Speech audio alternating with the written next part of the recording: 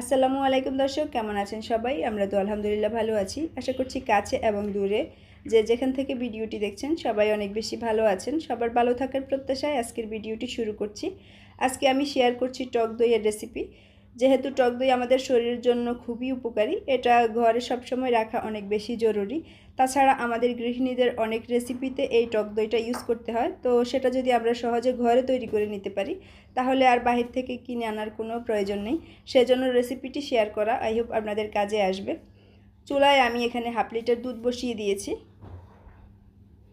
তো আপনারা যদি বেশি করে তৈরি করতে চান সেক্ষেত্রে এখানে 1 লিটার বা তার থেকেও বেশি তৈরি করে নেবেন সেম রেসিপিতে। তো এখানে আমি টক দইয়ের বীজটা নিয়ে নিয়েছি আর বীজটাকে খুব ভালো মতো ফেটিয়ে নিচ্ছি।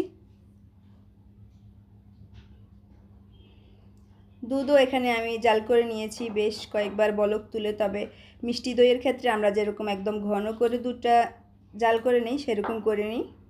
মোটামুটি একটু ঘন হয়েছে, 2-3 বার বলক তুলে নিয়েছি।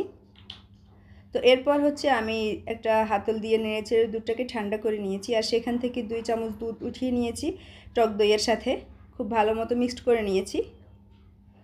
তো মিশ্রিত এই টক দইটা আমি একটা পাত্রে নিয়ে নিচ্ছি। এটা পুরনো একটা টক দইয়ের পাত্র বা পট বলতে পারেন। তো যে কোনো পাত্রে এই দইটা সেট করে নেওয়া যাবে। তো সম্পূর্ণ দুধটা আমি টক দইয়ের সাথে একসাথে মিক্সড করে নিয়ে এখানে এই বাটিতে ঢেলে দিয়েছি। এটা কুসুম গরম অবস্থায় আছে। তো এখন ঢাকনা দিয়ে ঢেকে দিয়েছি আর চুলায় বড় সাইজের একটা প্যান বসিয়ে দিয়েছি। প্যানটা একটু গরম করে নিয়েছি। এরপর হচ্ছে টক দই মিশ্রিত দুধটা আমি এই প্যানের মধ্যে দিয়ে দিয়েছি।